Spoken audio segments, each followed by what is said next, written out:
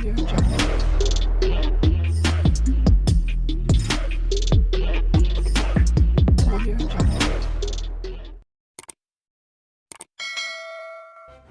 kasih karena memilih channel ini. Sebelum kita mulakan video ini, sila pertimbangkan untuk menekan butang like, share, dan subscribe, dan aktifkan butang lonceng Anda agar Anda sentiasa mendapat info-info percuma pada setiap hari dari channel kami. Dan tinggalkan komen Anda karena komen Anda amatlah dihargai. Terima kasih.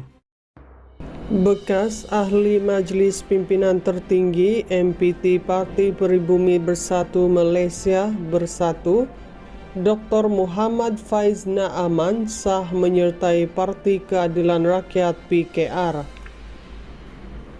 Perkara itu diumumkan menerusi Facebook selepas beliau hadir pada Majlis Doa Selamat dan sesi penerangan isu-isu semasa di kediaman Menteri Besar Selangor, Datuk Seri Amiruddin Syahri pada Ahad.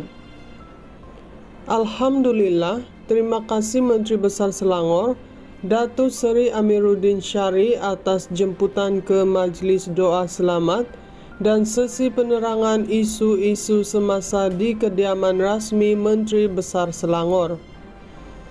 Dengan pengumuman terbuka oleh Datuk MB dalam majlis ini, maka saya dan mantan ahli Dewan Undangan Negeri Adun Dengkil yang juga mantan Ketua Armada Selangor, Saudara Adhif Shan, telah diterima sebagai ahli PKR yang baharu. Syukur setelah saya tidak berparti lebih dari 6 bulan, katanya. Jelasnya, keputusan yang dibuat merupakan langkahnya bersama rakan-rakan seperjuangan yang berjiwa marhain, nasionalis moderate dan pro-integrity, seperti mana roh asal reformasi ketika ia mula bergema di negara kita kira-kira 26 tahun yang lalu. Saya bertekad akan memperkasakan perjuangan asal PKR, Matlamat Cakna Rakyat Kerajaan Negeri Selangor di bawah kepimpinan Datuk Seri Amiruddin, serta agenda nasional Malaysia Madani di bawah teraju Perdana Menteri Datuk Seri Anwar Ibrahim yang tegas mempertahankan sistem demokrasi dan raja berperlembagaan, ujarnya. Muhammad Faiz sebelum ini mengumumkan meletak jawatan termasuk berhenti sebagai ahli bersatu pada 7 Ogos tahun lalu. Beliau berkata keputusan itu diambil kerana mendakwa pemilihan calon oleh parti bersifat berat sebelah kepada kartel tertentu dan muka baharu dijadikan sebagai ahli semata-mata untuk dipertandingkan dalam pilihan raya negeri PRN Selangor. Kemuncak kepada isu itu menyebabkan pemberontakan lebih 9 bahagian bersatu di Selangor hingga berlakunya insiden membakar bendera Perikatan Nasional secara terbuka sebagai tanda protes akar umbi terhadap percaturan jawatan kuasa pemilihan saringan calon.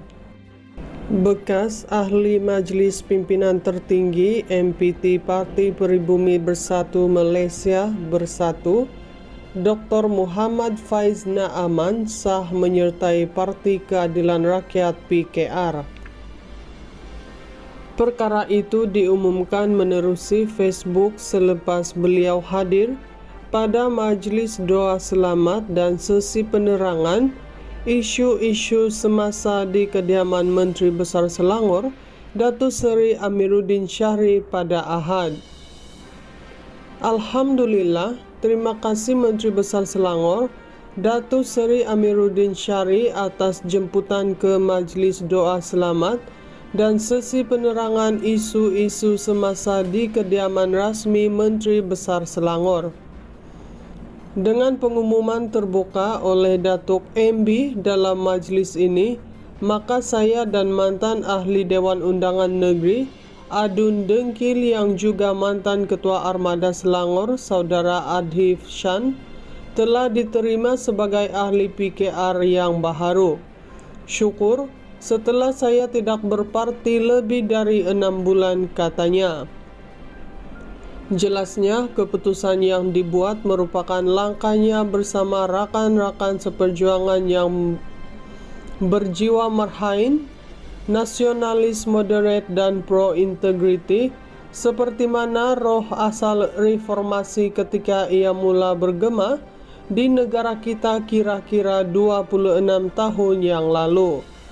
Saya bertekad akan memperkasakan perjuangan asal PKR, Matlamat Cakna Rakyat Kerajaan Negeri Selangor di bawah kepimpinan Datuk Seri Amiruddin, serta agenda nasional Malaysia Madani di bawah teraju Perdana Menteri Datuk Seri Anwar Ibrahim yang tegas mempertahankan sistem demokrasi dan raja berperlembagaan, ujarnya.